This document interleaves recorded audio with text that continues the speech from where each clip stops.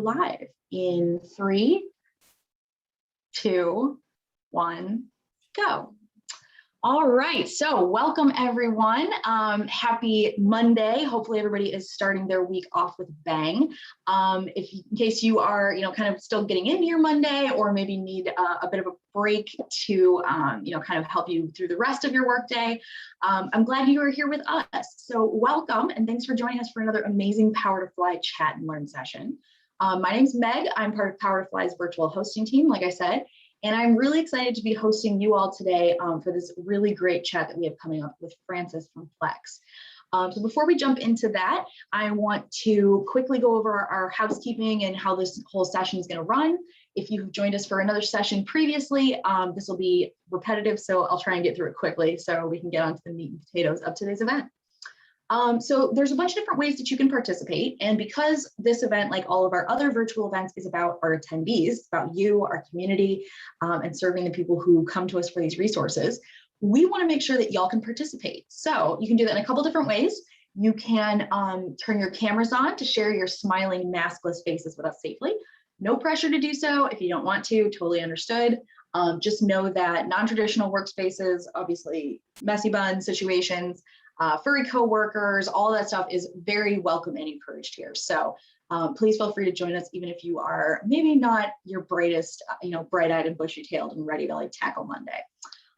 If you do want to come off mute, you can to like ask questions or add a comment. Just know that if you do come off mute for whatever reason, you will show up on the live recording and the live stream of today's session. So any kind of privacy issues, don't come off mute. But you can still participate in a couple different ways. You can always write in the chat, or you can send me a DM, and that way I can either raise your question from the chat box or your context or comments or whatever, or you can just send it to me if you are seriously deep cover and don't want anyone to know you're here. I'll keep you anonymous and raise your question. So like I said, the session is being recorded. So everybody that registered for today's session, whether you spend 5 minutes with us, the full 60, or hi, future viewers, if you registered knowing you wouldn't make it today, but wanted to see the recording, everyone that registered is going to get an email in about 1 to 2 business days that will have a link to where you can watch this video on our website. Now, if Francis says something today absolutely that kind of blows your mind and you cannot wait to share it with a friend or a coworker or a relative, you do not have to wait. You can head over to our YouTube channel. I'm going to grab the link for that for you guys in just a moment. But once I grab that for you, I'll share it here. You can head over to our YouTube channel. The video will be posted there usually within about 5 to 15 minutes of the end of today's session. It'll live there, indefinitely, same as on our website. So you can always go back and watch as many times as you want. This is a really nice way to make sure that you don't feel like you have to take notes. You get to kind of sit back and watch. If you miss what somebody said, or you want to make sure you got, the references or the resource that the person's mentioning, you can always go back and rewatch the recording. Now, while you are on our YouTube channel, I just want to highlight that you can follow us there. You can subscribe to our Power to Fly Chat and Learns channel. So that is a great way to make sure that you never miss an amazing event like today. And you don't have to worry about like, did I remember to sign up for that? Or what if I don't remember what the title was? It's a great way to make sure you stay up to date on these events. You can also keep up with us on various other social medias. We are at Power to Fly on Facebook, Twitter, LinkedIn, and Instagram, in addition to YouTube. Yeah, and I think that, it's a great place where you can follow us, see, some of the really amazing resources we post, our blog posts, videos with where you can meet the recruiter, all kinds of really great content. So, like I said, check us out on those things, and hopefully we will become a great resource for you now and at every stage in your career. So as we jump in here, before we introduce Francis, I just want to highlight that Plex is hiring. So I'm going to throw a link here in the chat thread. This is where you can go to check out Plex's company page on powerfly.com. Now, once you get here, obviously you can look at, you can click here for company info. You can get information on events here. So this will have recordings of past Plex events, but also registration links for some upcoming events that they are partnered on with us. You can also check out the open jobs currently available with Plex. Now it looks like currently they have 9 jobs posted with us instead of the 6 that you see here. It's from an earlier screen grab. But one of the great things that I really recommend you take advantage of is the follow network. So you can see that by clicking this thing. So at the top of the screen, when you navigate here, there's going to be a big pink button up in the upper right-hand corner that'll say follow. If you click that, it's going to put you on Plex's follow network, and it does a couple great things for you as a job seeker. But it also basically what it does is it tells Plex that you are it tells Plex that you are interested in them, but it also keeps you updated when they post new roles. So they'll know about you before you even fill out an application. So it's really great. And it's also something I recommend that people take advantage of, either if you're not actively job seeking, or if you look at their open roles and there's nothing really that suits you right now, but you don't want to miss out on a great opening from Plex. So definitely take a look at that and take advantage of that really great, kind of easy feature of our website. So I really am excited to introduce you to Frances today. Frances is a creative director on the art, design, and UX side of the house at Plex. Originally from Puerto Rico, she has been an art director and creative director for over a decade at leading agencies and e-commerce websites. Frances is fluent in Spanish, loves to travel, loves the great outdoors, audiobooks, empty movie theaters, and beautiful type treatments. I can absolutely agree with you on the audiobooks and empty movie theaters thing. It's really nice to go at like Tuesday at 10 a.m. to a matinee and you have the entire place to yourself. So welcome, Frances, and thank you so much for joining us today. Thank you, and thanks so much for having me. Thank you. We're so excited to have you here. All right, so before we jump into the questions today, I just want to highlight some of the principal themes for today's conversation. Now, we put these together based on conversations with Frances about, the topic for today's session, what we hoped y'all would take away from it. But we also put these together based on the questions that y'all submitted when you registered for today's event. So we're going to try and cover these elements here. But one thing that I want to highlight for y'all is that if you submitted a question and you're not sure if we're going to get to it, please feel free to ask. Throw it up in the Zoom chat if you'd like. It's that way I can make sure that we cover the things that you're interested in learning about. But we want to make sure that, if Frances is talking about something and you want to go on a deeper dive, or you're not sure what that term she's just talking about means, please feel free to let us know. You took time out of your day to spend with Power to Fly and Plex, and we want to make sure that the time you spend with us is well worth it. So to that end, we're going to try and cover some of the ideas about how to set boundaries so that you can achieve that work-life balance, something that I have definitely been working hard to do since last year. And we're also going to talk about some tactics to help optimize communication around these things, as well as ways to increase the visibility of your work, especially in kind of the remote environment that a lot of people find themselves in. Now, one thing I want to highlight is if you do want to come off mute to ask a question, great. Just make sure that you stay on mute unless you are actively speaking. Just helps cut down on background noises for everyone. As well as try not to talk over Frances or one of our other attendees. You can interrupt me if you'd like. I get paid to fill the silence. So with all of that said, let's jump into some of the questions that we were asked during today's session. And actually, Frances, before we start, can we talk just real quickly about what workplace flexibility looks like for you? How or why this is a topic that you wanted to talk about with our audience today. Yeah, absolutely. So working at Plex has been a remote company since before the pandemic. So there are a lot of things that were already figured out, because they've been doing it for years. I'm relatively new to the company, but I also have enjoyed a lot of the perks from working with a company that has already figured out how to work remotely.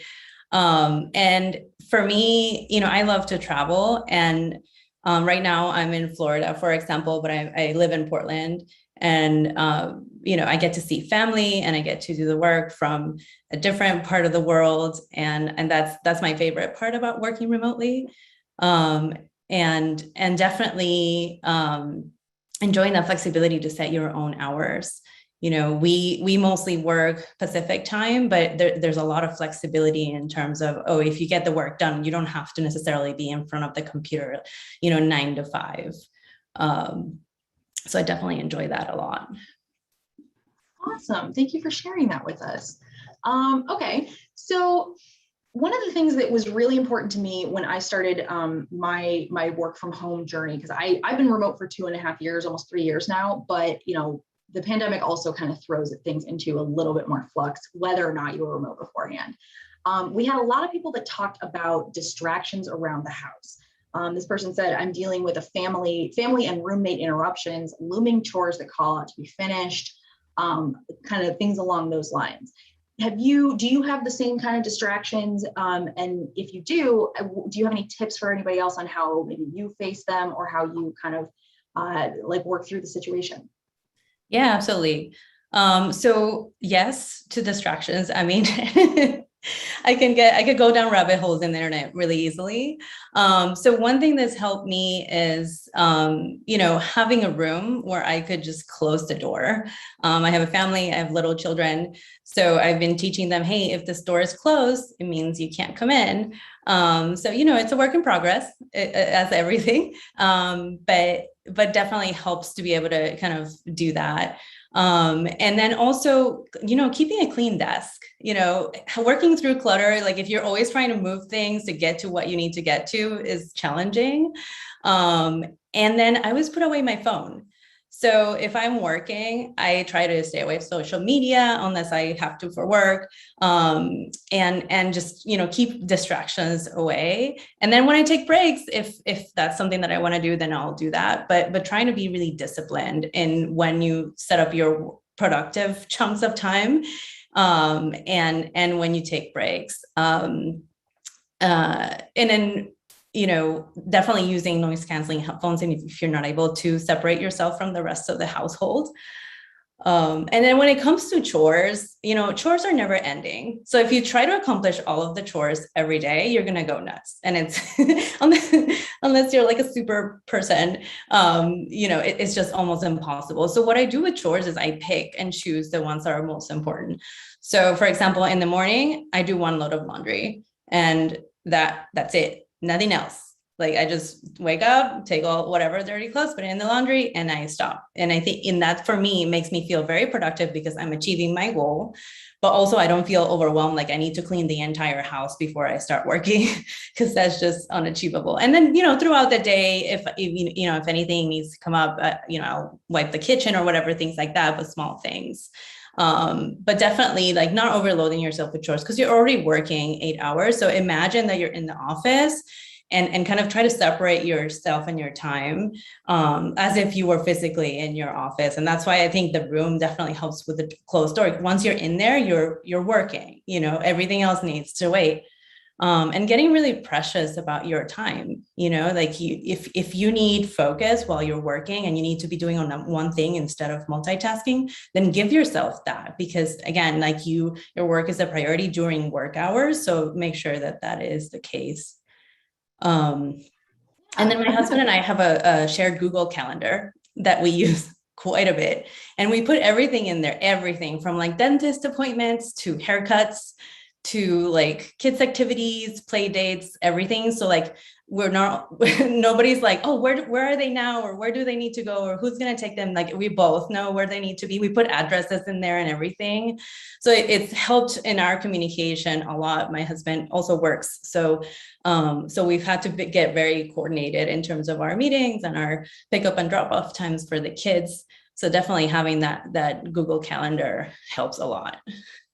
Yeah, I love that calendar idea. I haven't done a shared calendar with my husband, but now I'm thinking we kind of should, even though we don't have child responsibilities. That way we can kind of stay up to date on, who has a therapy appointment after work or who's, working late that day, or if I have an evening event, that kind of thing. So yeah, I think that's a great idea. If any of you are facing these same issues with distractions, please feel free to let us know in the chat. If you have, if there's something that has worked for you. I'm also from, a resourced enough position that I am able to have a home office that's just for me, which is great. I know a lot of people are not able to, so I like your idea about the noise canceling headphones, because that would make it a lot easier to sort of stay on track.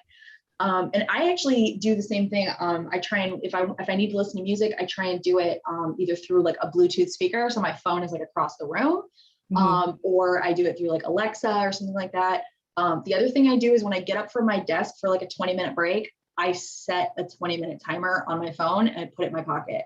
That way, when the timer goes off, I know I'm supposed to go back to my desk. It really helps with me, like, because I do the same kind of thing as you, right? Like I'll throw a load of laundry in the morning when I'm having breakfast.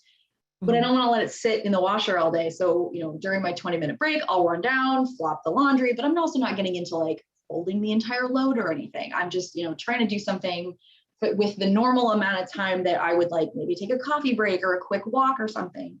And I kind of rotate between chores or taking a walk. So yeah, I absolutely love that idea. Now, are there any other tips that have really helped you from working from home? This person had written in saying, I feel like working from home as a quarantine adjustment meant I prepared as though this would be temporary. So I know that there are people that have gone back into the office. There's still companies that are planning to do so, but in case that's changed and you are not, what are some basics that people can take away, especially if, you kind of got into this as like a MacGyver situation, but now you need to maybe make this more of a permanent function or a permanent aspect of your work life. Yeah, absolutely. So for me, it really helped to just invest in my space and how to create like a space where I feel comfortable working. So I'm a very visual person, and I need to see the work that I'm doing. So I got myself a whiteboard, and I put it like a really big one, like a work type one. And I put it on the wall and everything. And it's helped me incredibly, because sometimes when I need to think through something or do a flow or something, I'll like, use the whiteboard markers and like, map it out. And then I have like mountains of Post-its, because that's how I kind of get organized, and just investing in office supplies. Like, even though you're working from home, like, what is it that you loved about working in the office? What materials? Like, do you like a really nice pen, or do you like a really nice notebook where you make your list, things like that? And like, again, treating your home office as if it was your real office. And what is the thing that's going to make you be more productive, and investing in that. And some companies support like expensing those things, others don't, but you can always ask and find out if that's an option. I know in my previous company, there was an expense budget for like chairs and things like that, so that people were ergonomically, comfortable in their home office. And another thing that has definitely helped me is working on routines. So for example, when you went to work, you would do your commute, you would get to your office, you maybe went to the coffee store by, in the corner and got coffee and went upstairs and said hi to everyone and then sat down to work. Like, that was your routine. So how do you keep that when you're working from home? So maybe it's like, hey, you want to wake up early, make yourself breakfast, get yourself a nice coffee, sit down and eat it, before you start working. So make it a point. If that's something that makes you happy, make it a point to do that every day. Wake up early enough so that you can, make that happen. Food is definitely very important for me. I can't work if I'm hungry.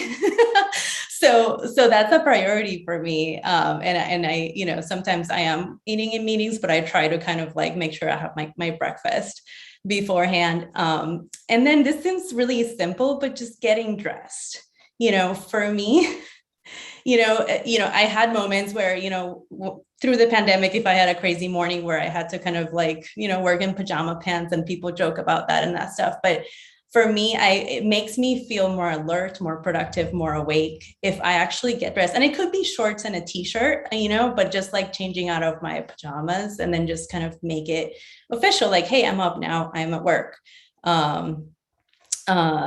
And yeah, like when you're working from home, it all needs to come from you. You have to decide how you want to implement, obviously, discipline in your life. But I think, the brain thrives on predictability. And like, the more you kind of set up these steps and these things that are going to happen when you get ready for work, the better I think you're going to feel, because everything is in your hands and you have the control. Yeah, I absolutely second that. I love your idea about, kind of with the office supplies idea. I've never thought about it like that before, but you're right. I mean, like, if you like a certain kind of pen, okay, use that. At least like Steve from accounting is not going to take them all and never bring them back. Like, I kind of absolutely love that, especially from, coming from somewhere where like office supplies are my happy place. Like, you get that like illusion of productivity and like everything will be better because now I have this thing that I'm going to use. So I absolutely love that. And I completely agree with you on like the breakfast thing. When I first started working from home, the commute was completely unexpectedly something I did not realize I would miss and did not realize like had such an important function for me. So like kind of getting my brain into that like work mode. But just as important to remember is that commute home. So like if I, especially like when it's not like terrible weather outside, I'll go for like a 10-minute walk. Even if I just literally go down to the end of my block and come back, once the day is over, that's what I do, because it kind of helps give me that break. I'm out of the house. It's one of those things that we could do safely through most of quarantine. So it really has helped me. Even in the morning, we make a joke that, my husband has to worry about traffic on his daily commute and I don't. Whereas I'll send him a picture message in the morning if there's what I call a collision pile up. So like dogs sleeping in the hallway on my, on my route from my bedroom to the kitchen for coffee. Be like, oh God, there's a backup on the expressway. What am I gonna do? So, kind of having that time for yourself, I completely agree. It's invaluable. And I've also heard that like putting on your shoes can help. Somehow especially for like job interviews and stuff, it puts you into that work mindset more than anything else. So we don't do shoes in our house because I'm friends with way too many Asian people who have conditioned me that this is so much easier. And so I have like a pair of like kind of ridiculous fuzzy slippers, and those are my like work shoes. So, it's just little stuff that you could try that might help you out. So I absolutely love those. And thank you for the pen one. Now I have an excuse to go to go supplies shopping. Go splurge. Yeah. All right. So if you were, one of the worries that people had was from, moving from in-person to remote, how do you stay visible and, make sure that you are equally considered for career opportunities or stuff like that? Is staying visible by like volunteering these things and kind of like talking yourself up more, that kind of thing. Is that really the way to do it? Or is there different advice that you have for this? Yeah, absolutely. I think creating visibility for yourself is really important, but I think there's a way to do it. Obviously, I think sometimes people err on the, when you go to a meeting where you just need to speak up and say anything and just kind of like just be heard. I think that's a double-edged sword. Like you want to make sure that you're making meaningful contributions, frequent and meaningful contributions. So I think obviously being prepared, showing progress, showing results, asking thoughtful questions, but not just talking just for the sake of talking, because that just ends up delaying the meetings and creating just maybe a tangent that wasn't expected. And then, like for me that I work on the creative field, like you always want to be bringing in new ideas. When you're working from home, there's less of that opportunity of someone walking by you and being like, hey, can you help me with this? Or, hey, I'm doing this, is there any way that you can contribute? So like you have to volunteer that help and, bring into the team. And maybe it wasn't an idea that nobody was thinking about, but like you bring it in and then somebody else says, yes, let's take that idea and make it into this. And like, as a team, you can work on it together, but not waiting for someone to ask you, what do you think of this? Because they may not, right? Because everybody's busy doing their own work. So the collaboration has to happen from everybody's initiative.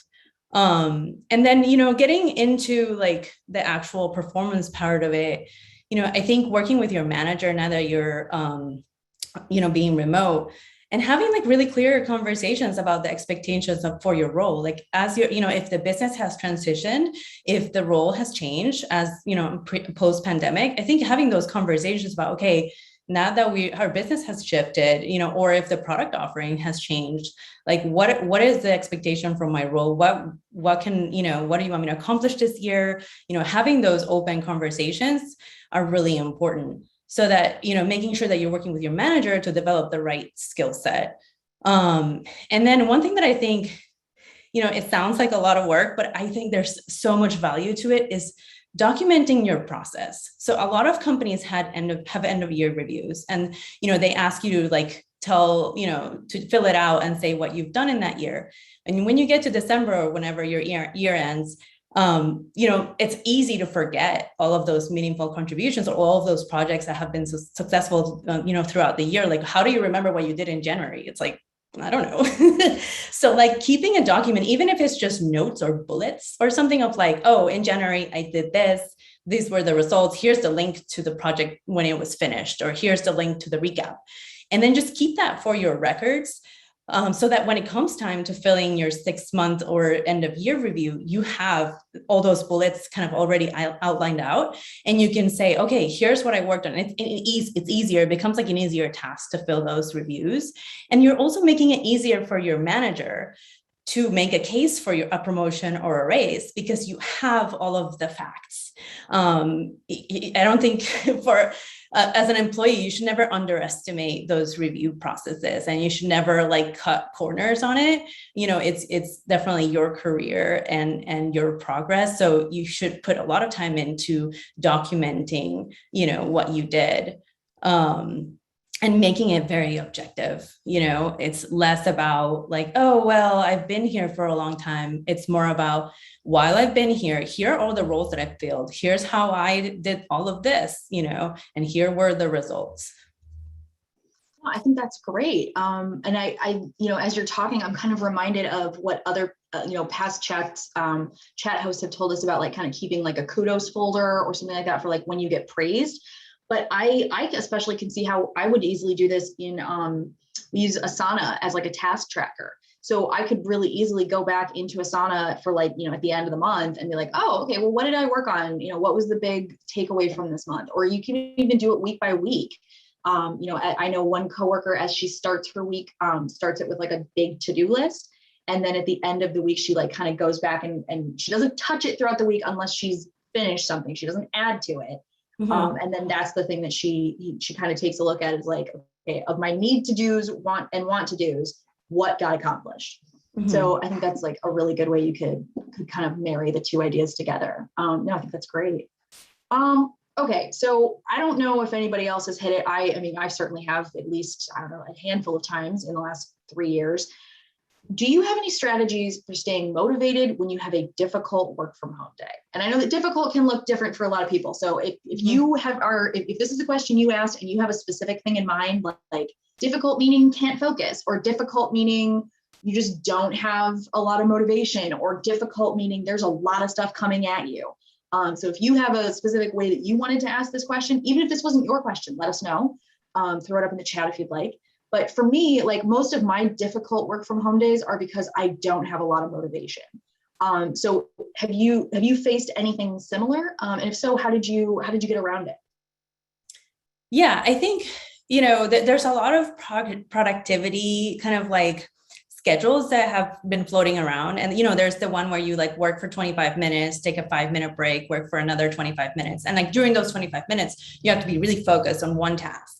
And then there's a break that's coming up, and you can even set a timer, like you mentioned earlier, to like make sure that you're like, staying on track. So I think that's definitely helpful, scheduling your breaks and things like that. But, if you're having a difficult day, meaning that there are a lot of things like outside of your control, or, you're having difficult conversations at work or challenges on predictability, et cetera, I think the best thing that works for me is just finding a way to vent. And, just really just having that support system, whether it's a coworker that you feel really comfortable with, or someone outside of work that can just, give you another perspective, or maybe just listen to you for a bit. And they also like, help you bring back that perspective of like, hey, maybe it's not that bad as you think it is, or maybe there's other solutions, or maybe they've gone through the same thing and they can help you with their experience. But like, I don't think we should ever underestimate that venting, because it's something you would do in the office, right? Like if you're in the office, you just finished a meeting, it was a really tough meeting, maybe you had a really hard client, you stay after the meening and you talk about it, you debrief, you kind of say, hey, oh my God, I could not believe his face when we were presenting this, or like, can you believe his reaction? Like, was it only me? Like, so having that post meeting, like decompress, it helps so much. And then just taking frequent breaks from the screen. I think, a lot of times when we take breaks, and I'm guilty of this, I'll like take a break on my phone, and that's not a break. Like it really, for your brain, it's not a break. So I like your idea a lot about going for walks. I getting some sun or having a midday workout, that's something that we do a lot, just like, people take breaks to work out during, like lunchtime or around lunchtime. And I think it definitely helps with like just working through that, taking ideally a fight class or some kind of oh my God, yes. Jiu-jitsu. No, I have like a boxing class I take, and it's less like 3 rounds in the ring and more like kind of like cardio with boxing gloves and like hanging bags. You get to punch, but like, yeah, having that physical like outlet is hugely impactful on my mental health. as well as Yeah, my work productivity. absolutely. And I love the idea of, like you said, taking a break and turning right to your phone is not really a break for your brain. So what I tend to do, I usually have at least one podcast I'm listening to at any given time. So if I don't have time to go for a walk or it's too rainy or something, I'll put the podcast on and play with my dogs for like 15 minutes or something. Yeah. Yeah. And if you're struggling with motivation too, like what helps me too is like do something while you're working that helps you, that you like, right? So I'll listen to audiobooks. If I'm doing work that's not a meeting, obviously, I'll listen to an audiobook or have TV in the background, or I get like some fancy snacks or food from your favorite restaurant, just to at least you have something to look forward to. Because when you're working, sometimes like the lunchtime was the thing that you would look forward to because you were going to a special restaurant or like, Taco Tuesday or whatever it was. So figure out how to give that to yourself while you're at home, that special treat. Yeah. During quarantine, we never used to eat out, but during quarantine, my husband and I made a rule that at least we eat out one meal a week, like one, dinner or something. And if somebody has a bad day or like a really, like just needs kind of a pick me up, we have a discretionary like second one a week that we can do, I think like 2 times a month. So yeah, it's nice to have that flexibility and like kind of that built-in reward system. Personally, depending on how I am, like I suffer from bipolar disorder. So whether I'm kind of having an up day or having a down day depends on whether I will, that determines whether I start the day with like a bunch of easy wins of like to kind of like, I need to get up and get moving. Let's do a couple of things that we can knock off the to-do list real quick.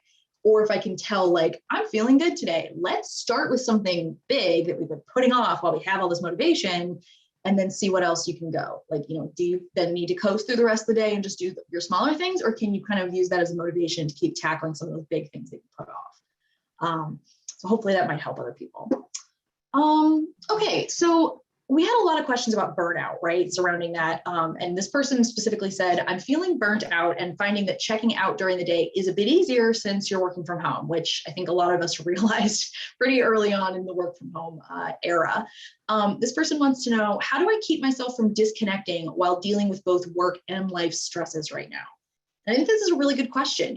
Like it's easy to say like, well, you need some relaxation time, but are you relaxing or are you just sort of shifting from one thing, like one distraction to the other? Yeah. And this is hard. I mean, it's hard for everyone. And dealing with burnout in the office is a thing. I think working from home is just it looks different, but it's still the same issue. And I think multitasking, even though it's been praised and, lifted up as a thing that's like, like people put it in job descriptions and they want someone who can multitask. I think multitask is the enemy here. And I think trying to do so many things while doing other things is really like not productive at all. I think really focusing, like when you're on a break, you're on a break. And you go do one thing. Maybe it's laying on the couch, maybe it's going for a walk, maybe it's eating a cookie, but you're just eating your cookie without looking at your phone, without looking at the computer, without doing anything else. And making sure that there's an end in sight. Like I know I sometimes, when I'm working, I'm like, I know I'm going to take a coffee break after this meeting. And so it's kind of like something to look forward to, so you don't feel like, oh my God, it's never going to end. And then we do one thing that we call meetingectomy, which basically it means just looking at your meetings all the time and really being honest with yourself. Do I need to be there? I know, especially when you're working on collaborative projects or, a lot of people are giving updates, they'll schedule meetings to update the entire team, but can that be a presentation that gets shared afterward that you can look at in your own time and kind of process later? Because I think that meeting FOMO is very real, and that people feel like, oh, well, if I don't show up to this meeting, what are people going to think? Or what, I'm going to miss out on some important conversations. But that in itself is an issue. If the team isn't able to update the rest of the team without, that meeting, that's probably some kind of communication issue there. If it maybe, you can work on recording those meetings, and maybe if you needed some extra information, you can always go back to it when you're working on that task, because a lot of times what happens is those updates and all of that happen at a different time than when you need it. So if you're focused on one task, stay focused on that task, and then maybe look at those meeting recordings or meeting notes later. Because, we at Plex try to have meetings on Tuesdays and Thursdays. And that's where we have like a full day of like, our recurring meetings. And then Monday, Wednesday, Friday are free, or mostly free to work. And that honestly is very helpful for me too, because I know on Tuesdays that I wake up and I'm like, meeting mindset. I know it's going to be a marathon, but we're going to get through it. And then on Wednesday, I know I'm going to have time for myself and time to do, the work that I need to be doing, et cetera. Yeah, I think that's great. I'm kind of jealous because I love that idea of like kind of loading your meetings onto Tuesdays and Thursdays, kind of lets you know that that's happening. And you're right, like it can feel, especially if you're like part of a team, like, and you're like, Power to Fly is a very collaborative environment as well. It's really easy to feel like, well, I have to go because they invited me to the meeting. And you don't want to, look like a not team player or something. But yeah, I think that extra level of checking of like, hey, do you really need me there because I've got X, Y, and Z on my plate, can be a really great way to tackle that. Especially if the question you're asking is of your boss, right? So you can say like, hey, I know that you've got a meeting later today, but I have, an appointment with the lion tamers at 1, and you wanted me to get the task, to get the tent set up at 3 and all that kind of stuff. That way you're giving them what your priority list is so they can see that you're not just like, I don't really want to go to this. You're like, hey, here's what else I'm tackling. Right. I don't know that I have time. Is that okay? So yeah, I love that. For sure. Yeah. Okay. So we covered this a little bit earlier, but I just want to run past the question just to be sure we didn't miss anything. Do you have any apps or tips that you recommend to make work from home really work for people? I think a lot of questions revolved around things like time management, productivity apps, lists, things like that. We talked a little bit about it earlier on, but are there any that you found particularly helpful for you? Yeah. So my work is very unpredictable. And, sometimes it's almost impossible for me to plan my week because things happen, we have to be agile. We're going to have to switch, pivot, depending on what's happening with the business. So what we've done as a team is we meet every day and we make a list for that day. And you have to resist that urge really hard to talk about like what other things you're going to be working on, like really just say, here's what I'm going to accomplish today. And like, everybody shares what they're going to be doing. And it's actually very helpful because then, when everybody's working on, everything. And then also it's helpful for you to, again, build a list with maybe 3 to 4 things that, you can accomplish in the 8 hours that you're going to be working.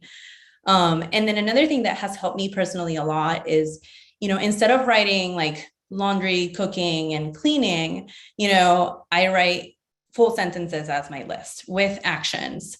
So instead of writing Facebook posts, I'll write, revised Facebook posts with the updated movie art, right? So like, if you look at those 2 things, one of them, you can actually estimate how long that is going to take you because you know exactly what you need to do. And you can say, oh yeah, I can do that in half an hour. Or no, I need more time for that because it's a longer task. But if you write it in a full sentence, you're actually telling your brain, I know exactly what I need to do, and here's how I'm going to do it.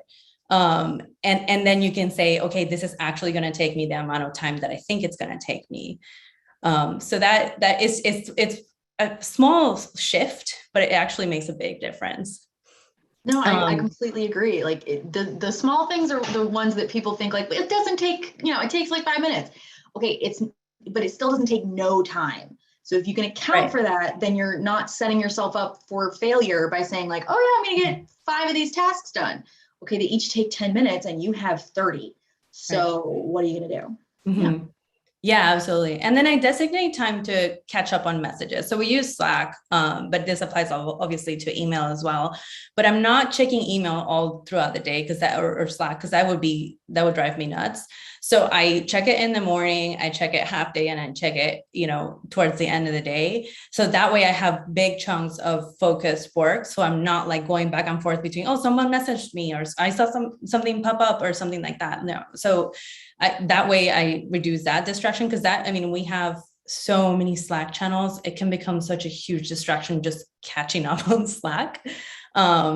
So I definitely limit the time there and just say, okay, this is going to have to wait. Because again, if you were working in an office and you were in a meeting or you were doing something, you would do the same thing. You would wait and then get back to the person who was needing something.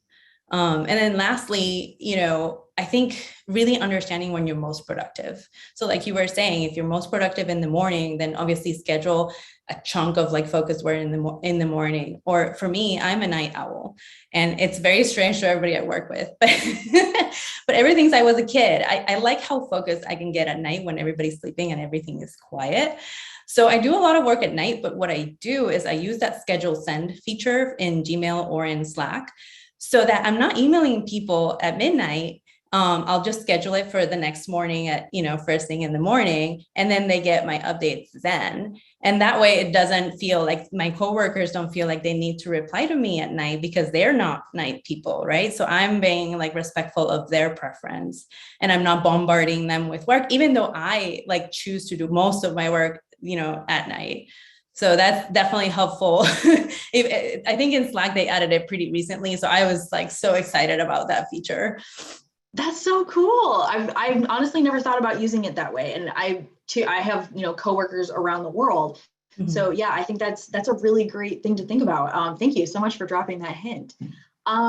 Okay, so we only have about 20 minutes left, and I know we wanted to save about 5 minutes at the end to kind of talk a little bit more about Plex, the company culture, as well as share some links for your open roles that you're hiring for. So if I'm going to try and get through a couple more questions before we round things out, but in case anybody else has a question or they want to dig in deeper on something we've talked about, please feel free to throw it in the Zoom chat. Okay, so this person wrote in saying that they're working from home currently after 20 plus years of working in an office setting, and it's really been a challenge to them to stay focused, connected, and motivated.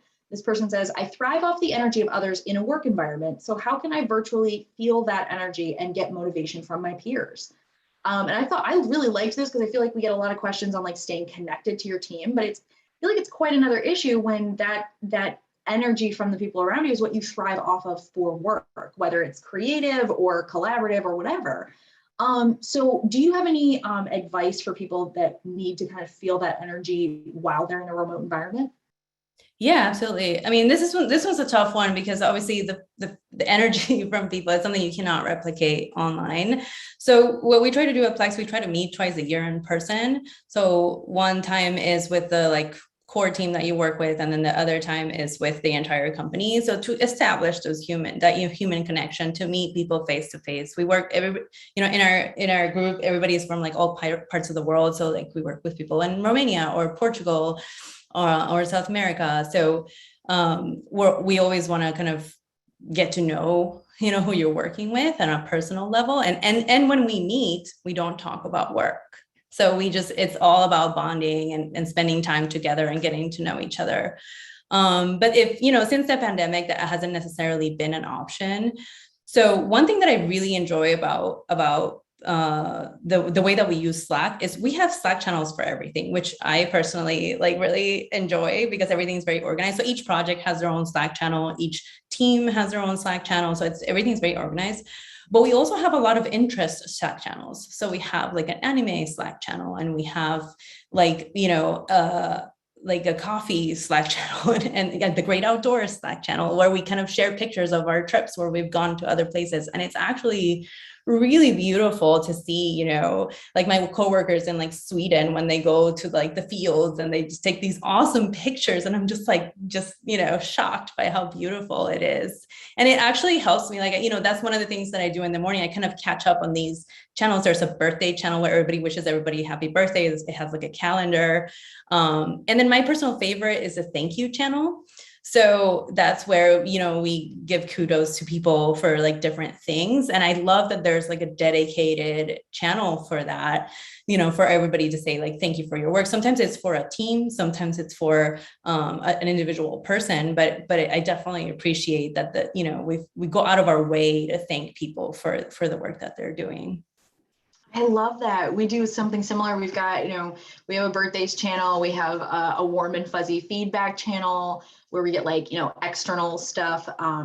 We do have a lot of channels like that. And it is really nice to be able to know that like, either if I'm having a bad day, I can go into the pets channel and see a bunch of pictures of, people's pets from around the world. If I have like a a project that I'm working on, like, putting together the paintings and stuff in my office, I shared that in our crafts channel. So it was really kind of nice to share with other people I work with, like, hey, this is some of the projects I'm working on. And we've got people that do some really amazing like artwork outside of like our creative team anyway. So it's really wild and kind of fun to get to connect with people in that way.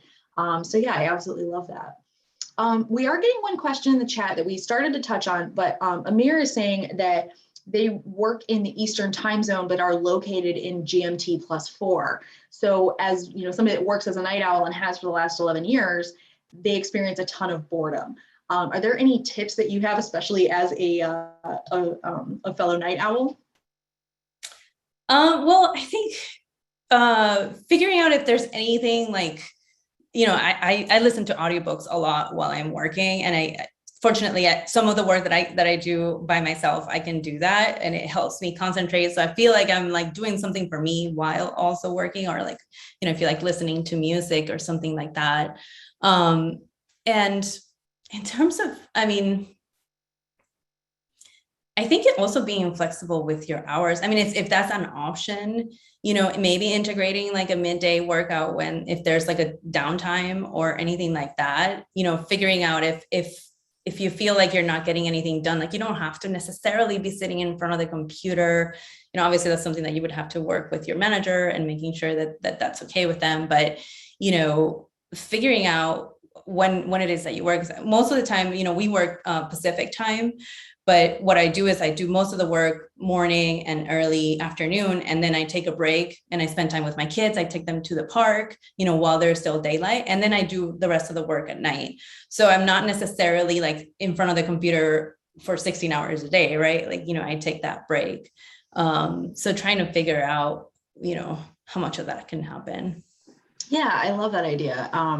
I've done everything from, kind of picking up my laptop and moving literally just to another room in the house. I've worked from our guest bedroom. I've worked from the kitchen table. I've worked from the countertops in the kitchen. Just kind of feeling out what's, kind of feels the best for me.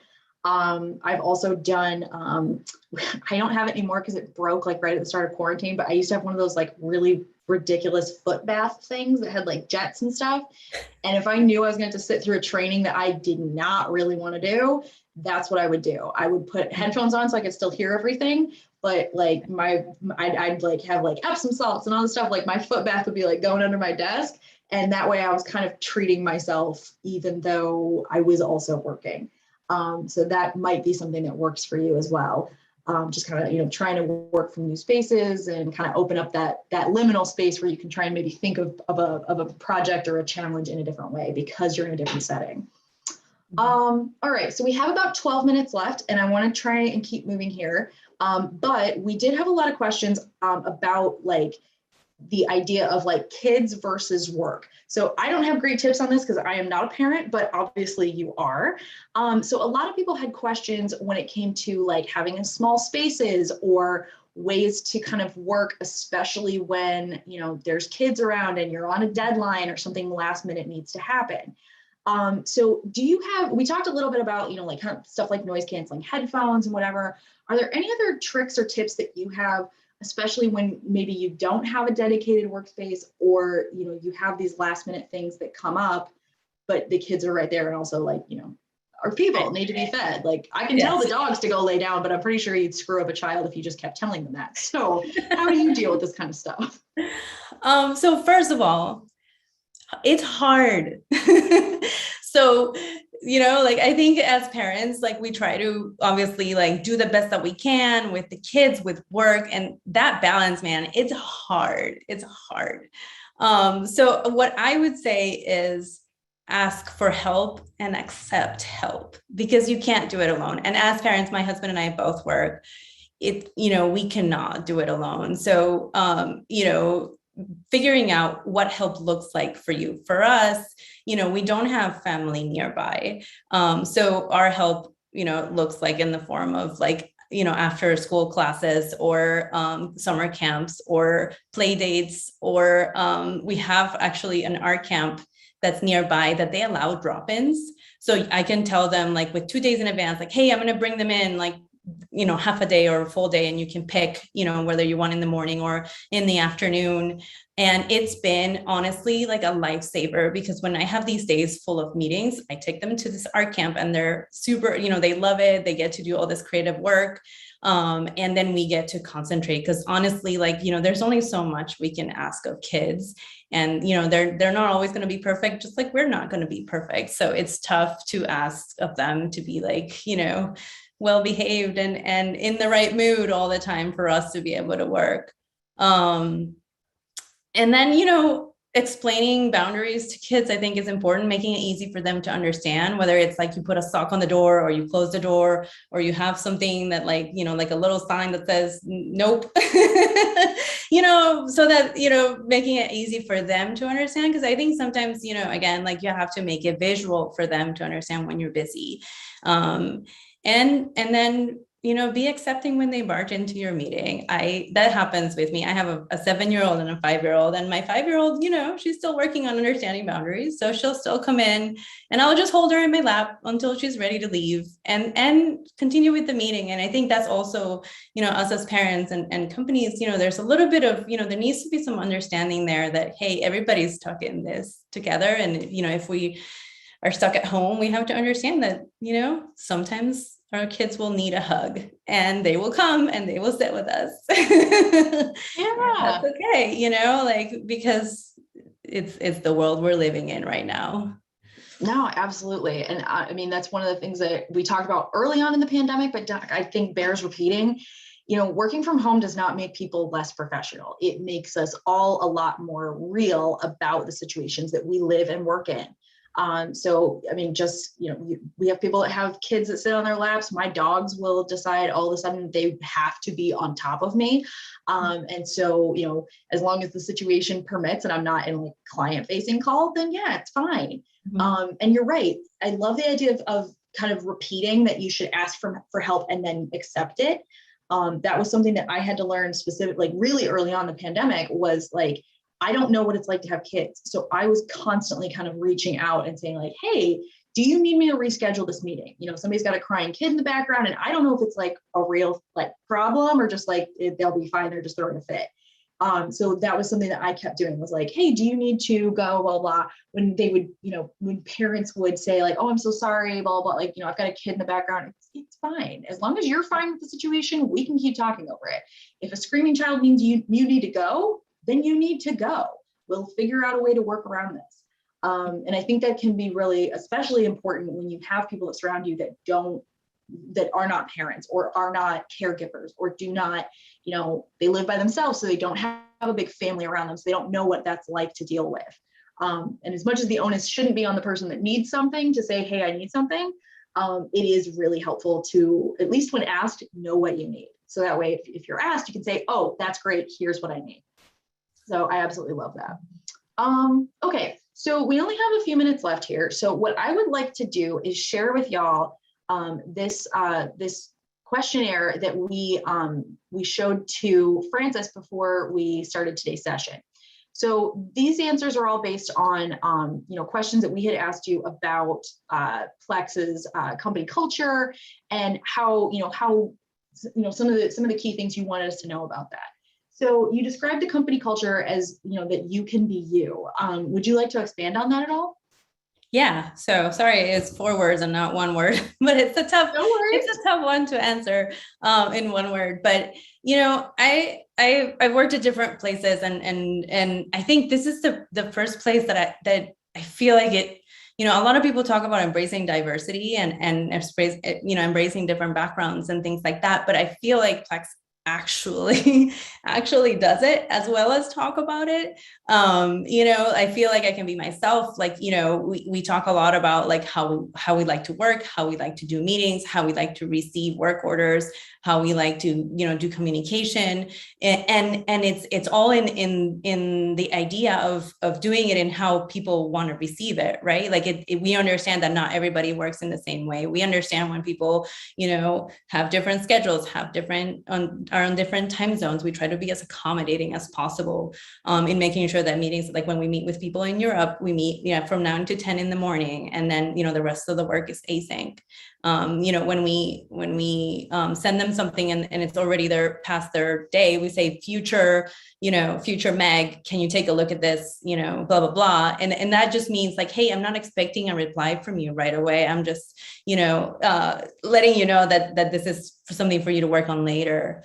And then, just in terms of diversity, like we celebrate everybody's like backgrounds and where they live. And we always talk about that and are always looking to share that. And we do things like snack exchange, where we send people snacks from different parts of the world. And like, we try to make it as weird and as like different as possible, so that, again, we're bringing ourselves into the work in a way where, we don't have to change who we are to be there. And for me, that's really important, because I come from a very diverse background from a lot of my coworkers, and I love that they are into it and they want to learn more about it. Yeah, I think that's so great. Now I'm super jealous. I want to do like snacks around the world. Although the American stuff, I feel like most people would either horribly scoff at or be like, yeah, we saw that on Friends. It's not that special. But yeah, I love that. I think that's great. We have a similar thing where we share music. So people will share links to the Spotify playlist they're listening to or whatever. And so it's, I found a really great Palestinian artist I'd never heard of before.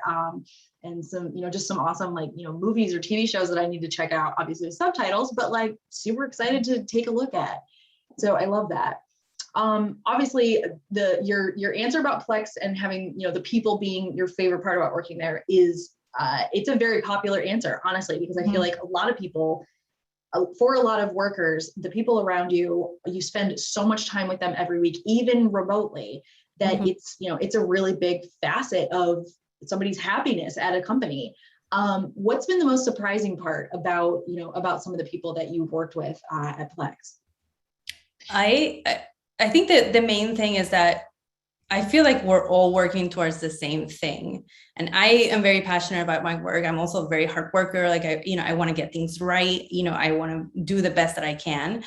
And I love working with teams that have that same mindset, that they're like, you're looking for like the best possible thing, and how to do the best possible outcome. And we challenge each other. There's a lot of healthy debate of like, can we do it like this? Should we do that? Why are we doing this? Like, there's a lot of questioning that happens, but it's due to the fact that everybody's like, examining like everything that we're doing and trying to think like, is this the best possible thing that we can be doing right now? Is this the best way to develop this feature? Is this the best possible experience for the user?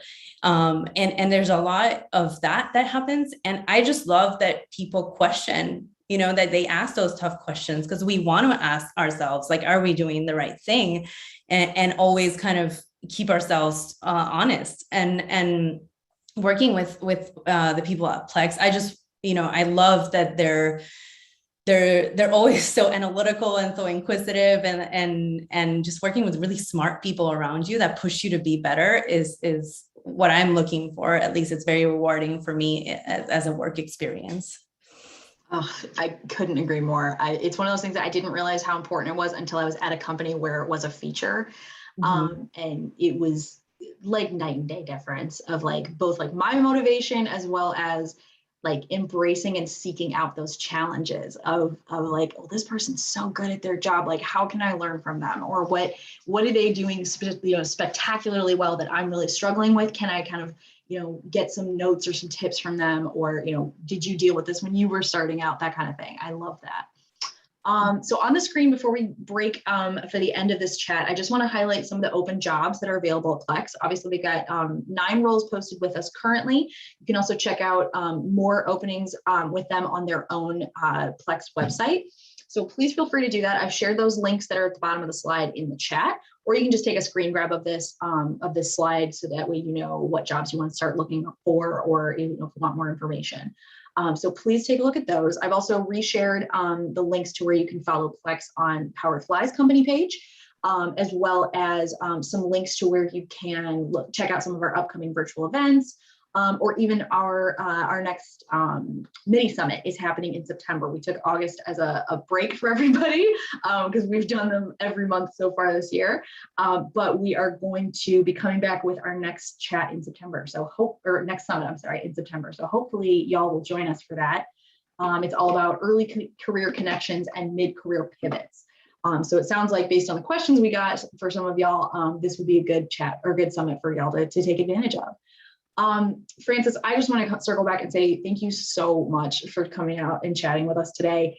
It's never just the hour you spend with us. There's all kinds of planning that goes into this and preparation to answer these great questions. So I just want to say a huge thank you. We're so lucky to have had you. I've just had so much fun today. Of course, it was great. Thank you so much. Awesome. Thank you so much to our great attendees as well. Y'all had some amazing questions that were submitted prior to today's event. I really loved the participation we were getting as well. So hopefully we'll see many more of you joining us on future chats, and as well as some of our upcoming events as well. So hope to see many of you all there. I hope that everybody has a great rest of your Monday. The rest of your week goes swimmingly, and I can't wait to see you on future events with us. Bye, everybody. Bye.